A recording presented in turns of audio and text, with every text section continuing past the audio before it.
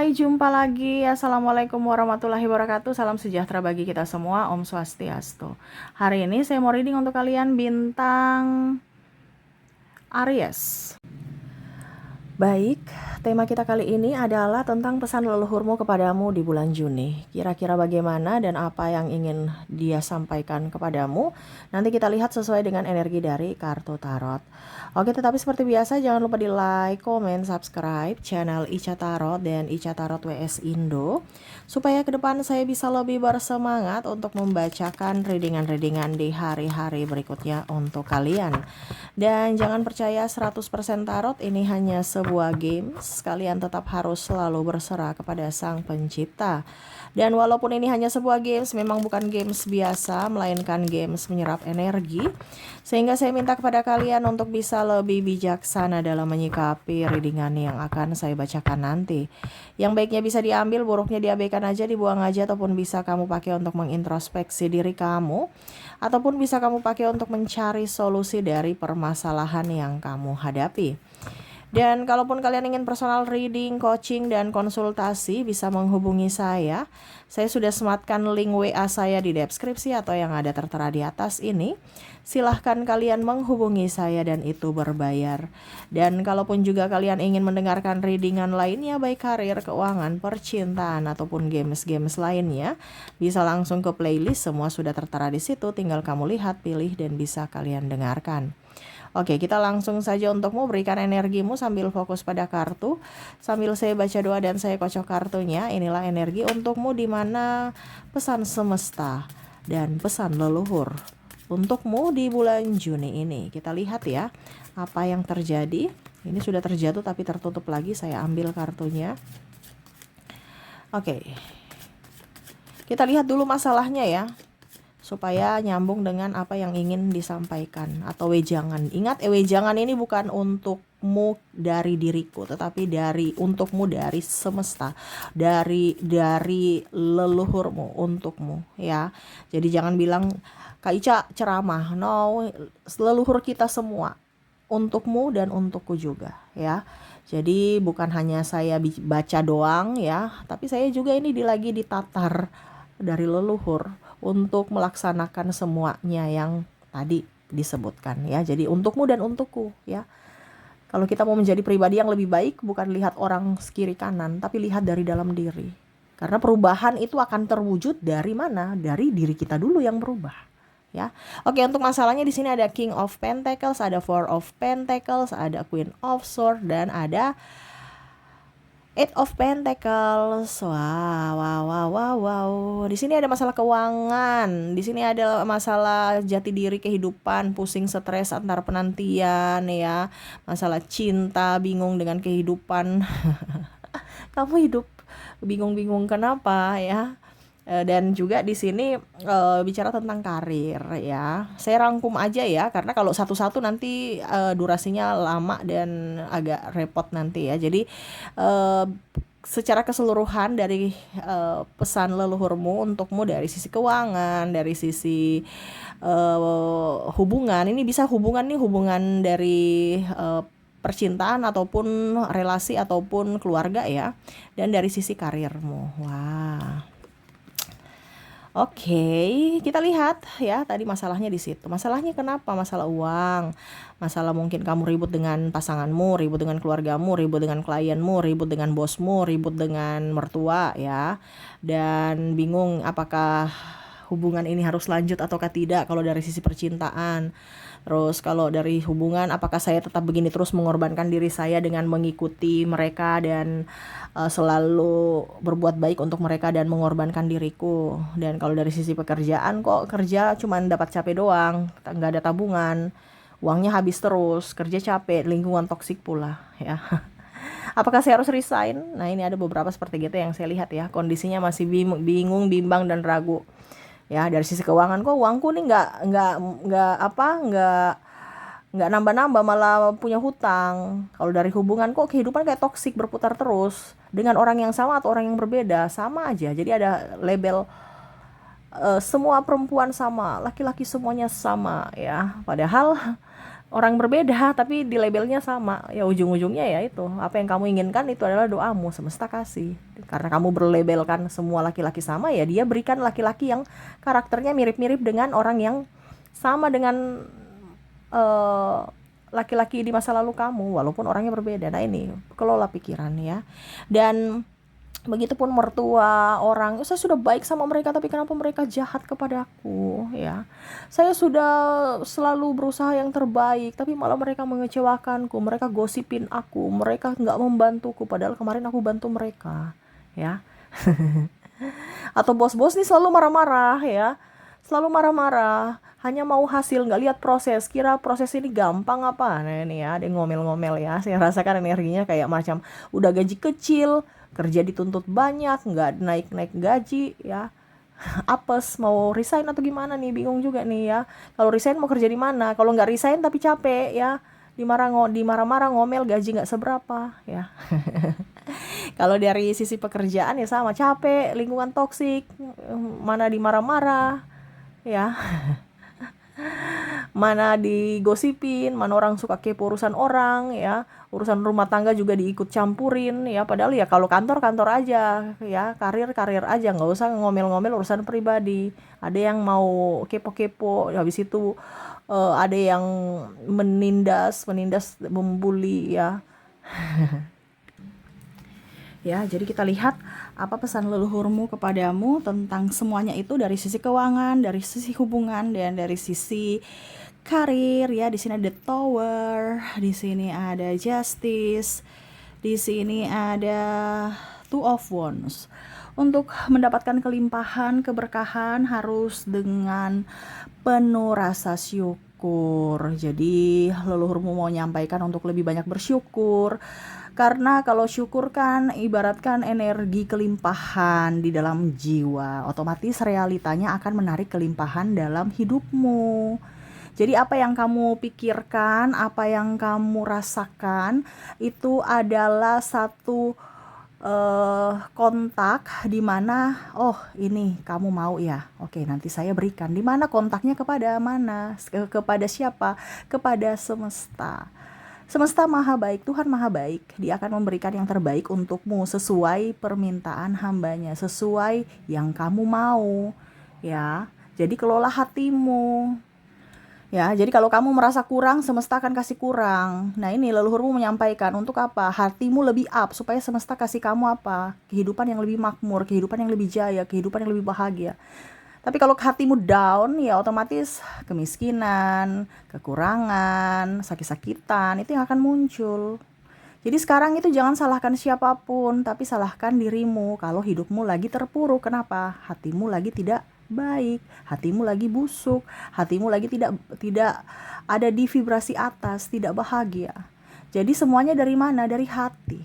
Untuk bisa hati lebih up itu dari rasa bersyukur. Wah terima kasih Tuhan, saya dikasih nafas, saya bisa bangun. Wah terima kasih Tuhan, saya sehat.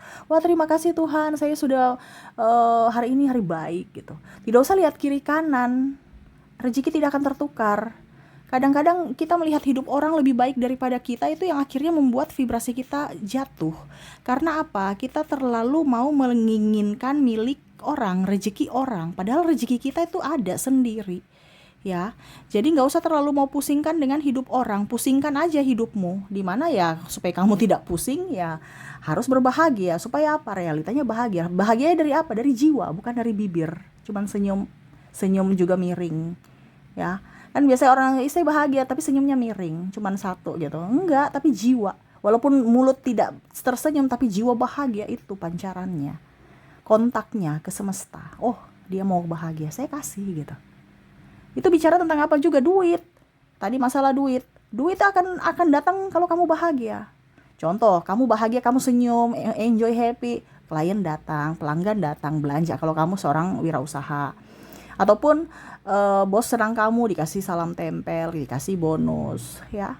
Nah itu senyum dari hati. Begitupun juga dengan orang-orang dari pasangan, keluarga. Kalau kamu senyum, walaupun dia marah tapi kamu senyum duluan, pasti mereka senyum. Orang yang nggak kenal kamu pun juga senyum. Apalagi orang yang kamu kenal. Jadi senyum itu sangat-sangat up. Dimana ya itu energi kesyukuran, akhirnya kita bahagia. Bahagia pasti ada senyuman. ya. Begitupun dengan karir, ya. Kita senyumin aja, oke, pasti bisa gitu. Ya, walaupun numpuk, kerja pasti capek. Jangan ngeluh. Kalau nggak mau ngeluh ya nggak usah kerja. Karena kerja itu pasti capek. Tapi capek dengan penuh senyuman, bukan capek dengan penuh cemberut, ya. Karena kalau kamu punya masalah akan nimbul masalah baru. Kenapa? Kamu yang mau? Karena aduh capek nih, aduh ini nih, aduh nih. Jangan ya. Supaya tidak menimbulkan masalah baru ya harus tersenyum dengan rasa syukur. Wah, terima kasih Tuhan, saya masih diberikan pekerjaan. Yang lain nganggur, yang lain di PHK, saya masih dapat pekerjaan. Terima kasih Tuhan. Nah itu.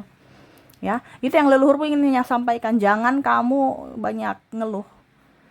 Untuk menciptakan hidup yang lebih baik, lebih berkelimpahan, lebih bermakna dari apa? Kesyukuran diri. Jangan lihat kiri kanan, lihat dirimu.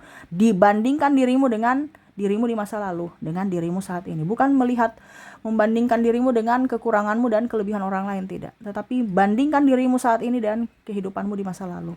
Pasti saat ini lebih baik, dan itu akan menimbulkan energi kesyukuran. Energi kesyukuran itu mencas, dimana oke, dia mau lebih banyak lagi kehidupan yang lebih baik, saya akan berikan. Casnya kemana? Ke semesta. Semesta akan berikan sesuai dengan apa yang kamu minta. Oke, itu ya pertama. Kita lihat lagi apa yang ingin leluhurmu sampaikan. Dan di sini ada the Hangman, Nine of Swords, ada Seven of Cups, dan Nine of Wands. Dimana ikhlas, ya. Di sini ada keikhlasan, ya. Contoh, kamu lagi, oke, hari ini lagi ada masalah, oke, saya ikhlas gitu. Wah, ribut dengan pimpinan, oke. Karena kan semua itu walaupun mungkin kita bilang kondisinya kita di energi positif, tapi ada saja orang-orang toksik, ya. Ya, kita tetap harus bisa ikhlas menerima, tapi jangan sampai akhirnya kamu ikut marah. Berarti kamu ada di energi negatif, ya. Jangan sampai energi negatif dia tertular kepadamu. Makanya harus ada apa? Keikhlasan. Supaya apa? Karena energi ikhlas itu energi menerima, dimana ya akhirnya kamu bisa menerima akan dirinya. Contoh, wah kok dia marah-marah saya, padahal saya kan nggak salah. Kamu berpikir positif, oke, aku ikhlas dimarahi nggak apa-apa. Saya tahu dia ada masalah, pasti bukan dari diri saya, tapi dari orang lain. Ya sudah, secara psikologis ya dia lagi ada masalah. Intinya gitu aja, nggak usah baper. Jangan kamu ikut marah, wah kenapa begini. Otomatis, oh semesta, wah dia marah. Oke, saya akan kasih banyak masalah supaya dia marah terus. Tapi kalau kita mengontrol emosi kita, mengontrol hati kita, ya di sini saya coaching ya, hampir mirip-mirip coaching. Ini kasih biasa coaching bayar, saya kasih kamu gratis. Jadi jangan banyak komplain, jangan banyak bacot. Wah Kak Ica ceramah. Kalau kamu mau, saya nggak ceramah tadi di awal saya bilang, saya kasih baca tarot apa yang leluhur ingin menyampaikan. Kamu ikuti, hidupmu akan lebih baik. Tidak juga ya nggak apa-apa. Kalau nggak mau dengar seperti begini, karena ini kan coachingan juga ya, apalagi pesan semesta ya.